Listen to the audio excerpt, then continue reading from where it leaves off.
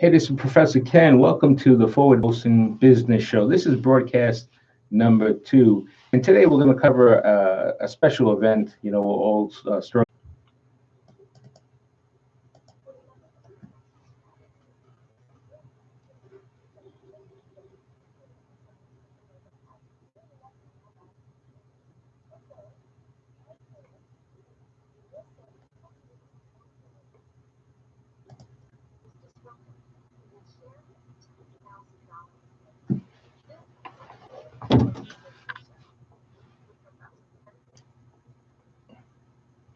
So, Paul, just to get the broadcast started, here we are in the middle of something unique, something that really hasn't happened to us, as a society in the past, especially not the businesses. I mean, you could compare it as similar. I've heard comparisons to 9/11, as serious as everyone predicts it will be. But at the end of the day, it's still resulting in a shutdown, really, of just about everything that are being canceled, the travel, and I think it's just all connected, right? Well, I think, we talk about disruption in business and being part of forward motion and adapting. I think I, like you, hope it will not be as serious as they're predicting. Right. And it is my opinion that we are going to come out the other side as a stronger nation with stronger technologies. And I firmly believe that some of the, we are through the crisis, I don't think we'll go back to the old way of doing business. Yeah, and I think that's true. I mean, let's face it, do we ever go back when we do something, when we change that is still very opposed to working remotely, which I always thought was kind of ridiculous because if you get the work done, where does it matter where you get it from? Plus, if you count in what I was doing at my level, I was on a plane every week. And I was still effective, still doing my job. I didn't have to sit in front of a desk 9 to 5 and end up outside. I think. Well, I think another factor that you have to put into the mix is now we have more and more tools to work remotely, or to have certain people working remotely. Yeah, and I think like I said, having this opportunity to be balanced between. But if you're home, and it takes time to understand how to manage your time. Some people who are home in the home office or working remotely end up working longer hours because they're at home, they're more comfortable, which they should be comfortable. But now instead, if you work 7 hours or 8 hours or 10 hours a day, you might work 12 hours a day, which is to the benefit of the company. But of course, you're not getting a salary increase. And then, in my case, I did that anyway because I was a salaried employee. More advantages than there are disadvantages. In a previous show, we talked about the power of an audio book and about the amount of hours a day in traveling to your office location. You could use those 2 hours if you're working remotely to be more productive. Absolutely, and in the case of those of us who are what we call road warriors, who are flying all over the place. I mean, and if you're traveling even longer distances, much more. So you lose productive hours, and I think being home allows you to gain the productive hours. And I think where the dilemma is. If you do work for a company, work remotely, and it takes. Listen, I've worked out of the home office most of my adult life. There is a balance, and it takes a few years to get used to that balance. It's not something you could turn on and turn off immediately, because you dive into the work. And then you've got, you might have your screaming kid in the background, your barking dog, and all that stuff. And you have to get those distractions out of your head and just stay focused on delivering for the company or for the job. But at the end of the day, like you said, I think there's more advantages for someone working at home than not. Oh, definitely. I think there's going to be a learning curve. There's going to be a ramping up curve. But think about it. You get up at 7, you get ready to leave the house by 8. You lose an hour driving to your job, so you get there at 9. What happens if you could wake up instantly, put yourself together in 15, 20 minutes and use that extra hour and a half just being productive? Right. It is going to be a cultural shift. People are going to have to adapt to that cultural shift. But I think the opportunity that we're seeing now is we're going to change the protocol for businesses in the future, how people work. Yeah, and and I think too, let's talk about this in terms of a small business. And in my marketing class yesterday, we discussed this because if you're a small business today, let's say you own a restaurant, right? And do I have to worry about my employees? Because by the way, the schools have also closed, or the schools are closing, and the average employee who works in a restaurant, right, minimum wage or just above minimum wage employee, probably has a family that she drops off. If it's a mom or if it's a dad, they drop their kids off. Probably Programmers and software architects in Silicon Valley, they really don't have fixed schedules. They don't have to go into the office 2 days a week. Right. So the protocols are going to change. People are going to have to become more disciplined. They're going to have to learn how to, neighborhood called No Quiero Cocinar. I'd love to have him on the show. He took an old farm store drive-through and turned it into a restaurant where you drive through and you pick up your food on the way home. You put the time down when you want to pick it up, and you drive through and you pick up your dinner. So the structure of restaurants and the structure of businesses, I think, are going to be forever changed given this environment. Yeah, and that's so, getting back to that. So I definitely. And if you can't go to the store, you got to have it delivered. Right. So, and there's, by the way, going to the store now is impossible, right? Everybody thinks that's the end of the world. So apparently we need toilet paper, and, God forbid you need a hand sanitizer. You can't get that anywhere. But so the stores are crowded, and they say you should have 2 weeks of supplies if you get quarantined in the house, believe it or not. And we're down here in Florida, so we're used to keeping supplies full. You have to figure something out. Delivery is probably the best option. So now they have these services, which are great if you're not tied in. And there are some local restaurants that doesn't allow you to take orders and figure out a way to deliver. An interactive menu. That could be a problem. So you have to really think that up. And I think to your point, the future of restaurants might be no places to sit down. They might be far and few between. It's just be a nice kitchen that makes food. Going to be developed during this crisis are going to become ingrained into the business community. I think this is going to show businesses that people can work effectively remotely.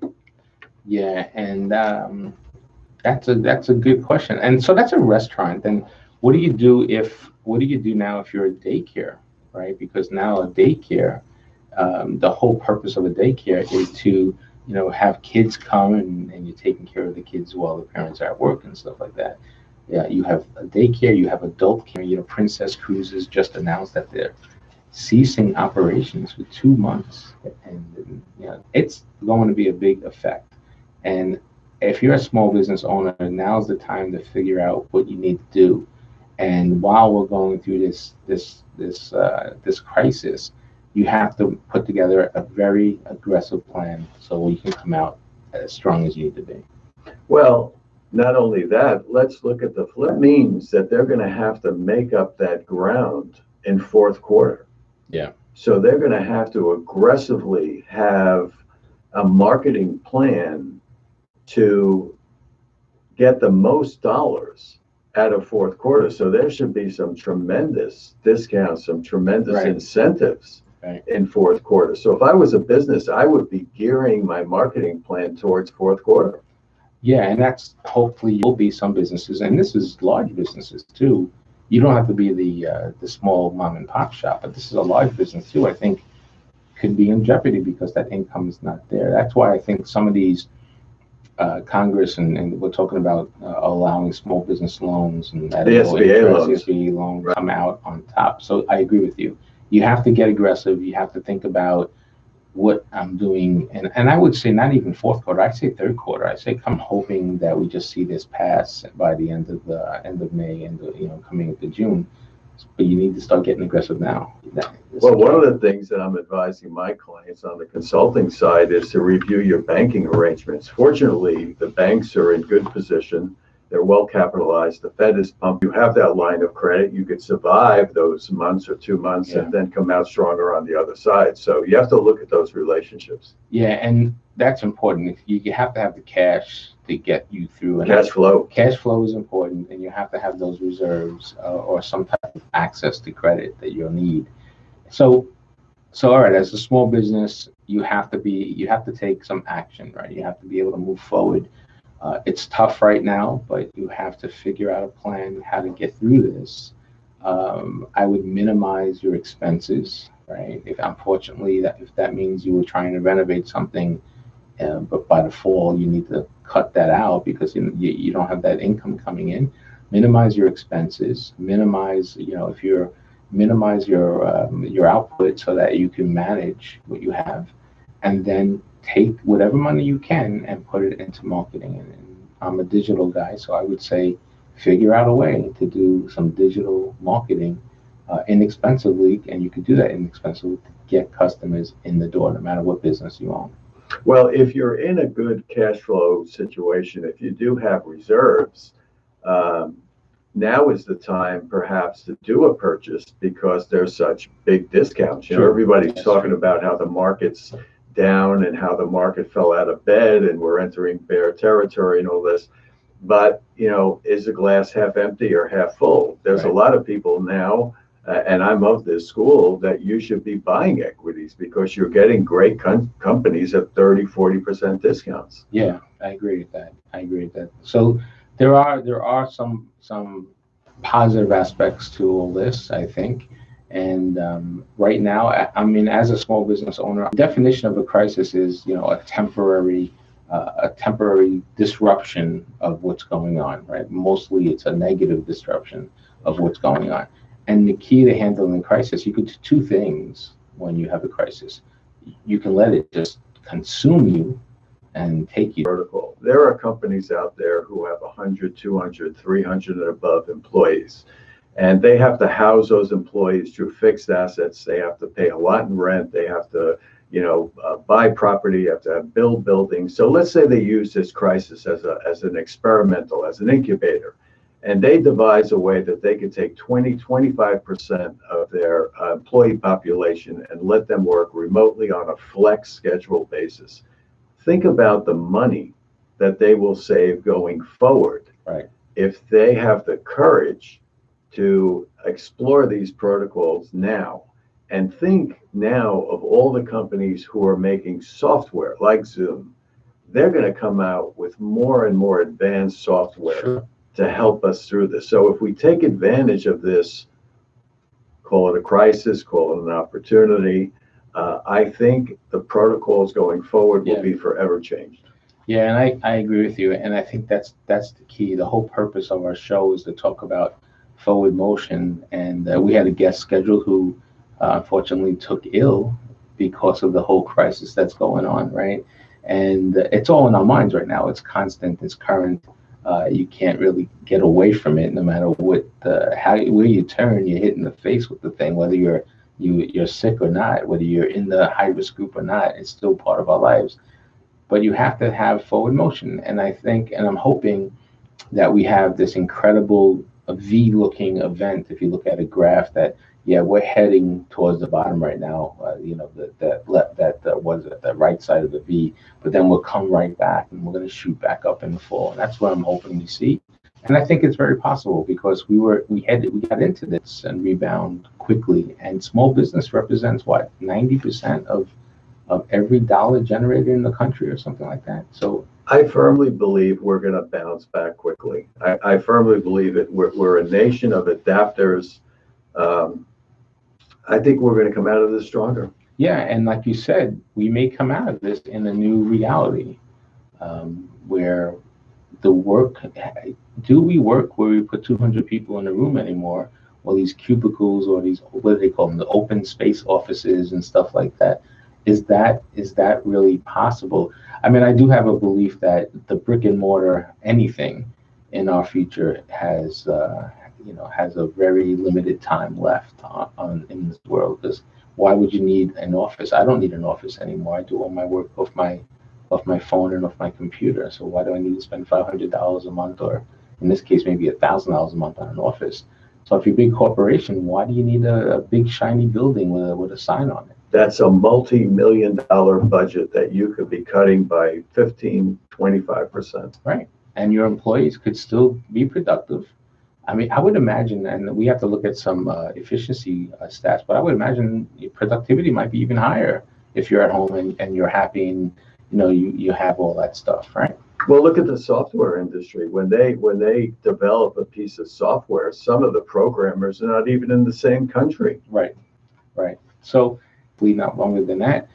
But now's the time, today is the time to make plans to what you're going to do when we start picking things up. That's Pasadena International College. Hopefully by then you and I are not coughing or feverish or anything like that, and none of our family and friends. And we really want everyone to stay healthy. Remember the protocol when it comes to health. Wash your hands. Apparently, you got to do it for 2 happy birthday songs, and wash your hands.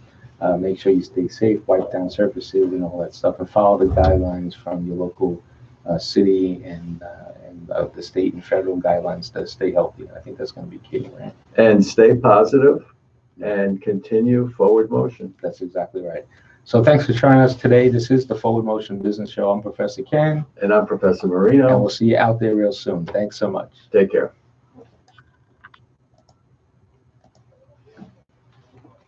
That was good. We have a good chemistry. Yes, we do. Let me cut the mic off. 1, 2. You might have been recorded just now. But that's all right. Can you cut it out? No, it's live. Oh. You had a hot mic.